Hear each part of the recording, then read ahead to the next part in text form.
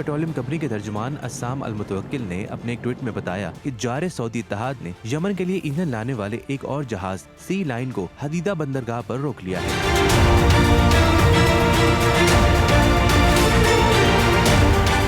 Line जहाज यमनियों के लिए 29,545 टन डीजल लेकर हदीदा बंदरगाह पहुंचा था। इस जहाज ने अक़वाम मुत्तहिदा से क्लियरेंस सर्टिफिकेट भी हासिल किया था, लेकिन सऊदी इत्तेहाद ने हमेशा की तरह इस जहाज को भी यमनियों तक पहुंचने से रोक दिया है। वाज़ेह रहे कि यमन पर सऊदी इत्तेहाद की मुसल्लत करदा जंग की वजह से यमन बदतरीन इंसानी बहरान का शिकार है। 24 मिलियन यमनियों को इंसानी इमदाद की अशद जरूरत है, जबकि 10 मिलियन यमनी शदीद कहत साली का सामना कर रहे हैं। अक़वाम मुत्तहिदा ने यमन के कहत को बदतरीन इंसानी बहरान तो करार दे दिया है, लेकिन साथ ही अमेरिका की दहशतगर्दी के सामने यमनी अवाम को इस बहरान से निकालने के लिए बेबस नजर आता है।